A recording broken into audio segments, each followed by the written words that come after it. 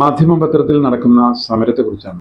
പ്രസ്ഥാനത്തിൻ്റെ അറ്റൻഡൻസ് രജിസ്റ്ററിൽ പേര് വരാത്ത, പ്രസ്ഥാനത്തിൻ്റെ ഒരു രേഖകളിലും വരാത്ത, എന്നാൽ ഈ ജമാഅത്തെ ഇസ്ലാമി എന്ന് പറയുന്ന പ്രസ്ഥാനത്തെ, അവരുടെ നിലപാടുകളെ അംഗീകരിക്കുകയും അതിനെ പിന്തുണയ്ക്കുകയും ചെയ്യുന്ന വലിയൊരു വിഭാഗം ആളുകൾ പ്രധാനമായും മുസ്ലിം സമുദായത്തിലും അതിന് പുറത്തുമുണ്ട്.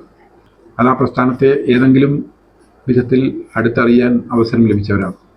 കേരളത്തിലെ രാഷ്ട്രീയ നിരീക്ഷകർ ജമാഅത്തെ ഇസ്ലാമിയെക്കുറിച്ച് അവർ 4-3-7 ആളെ ഉള്ളൂ എന്ന് പറയുമ്പോൾ പോലും പ്രസ്ഥാനം തിരഞ്ഞെടുപ്പ് കാലങ്ങളിൽ മുമ്പിൽ വയ്ക്കുന്ന രാഷ്ട്രീയ നിലപാടുകൾ സ്വന്തം നിലപാടുകളായി ഏറ്റെടുക്കുകയും തിരഞ്ഞെടുപ്പിൽ അതിൻ്റെ പ്രതിഫലനം ഉണ്ടാക്കാൻ കഴിയും വിധം ശക്തമായ ഒരു സമൂഹം പ്രസ്ഥാനത്തിൻ്റെ രേഖകളിലൊന്നും പെടാതെ പുറത്തുണ്ട്. അത്തരം ആളുകൾക്ക് ഈ പ്രസ്ഥാനത്തെക്കുറിച്ച് അവരുടെ മനസ്സിലൊരു ചിത്രമുണ്ട്. അവർ റുക്കിനോ കാർക്കുനോ മുത്തഫിക്കോ അങ്ങനെ ഒന്നുമല്ല.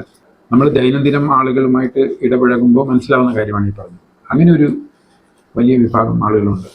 അവർക്ക് ഈ പ്രസ്ഥാനത്തെക്കുറിച്ച് അവരുടെ മനസ്സിലൊരു ചിത്രമുണ്ട്. അതിനൊട്ടും നിരക്കുന്നതല്ല മാധ്യമത്തിൽ നടക്കുന്ന സമരം.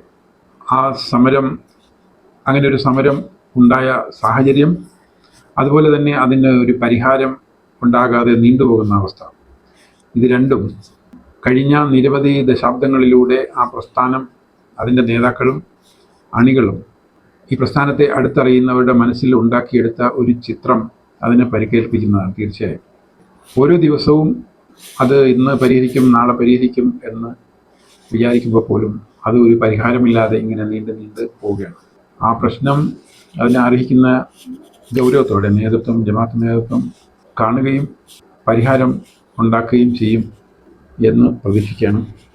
പ്രസ്ഥാനത്തിനെ ഒരുപാട് സ്നേഹിക്കുന്ന, ഇഷ്ടപ്പെടുന്ന, അതിവിടെ പരിക്കേൽക്കാതെ ഉണ്ടാകണം എന്ന് ആഗ്രഹിക്കുന്ന ഒരുപാട് പേരുടെ ഒരു ആഗ്രഹമാണത്.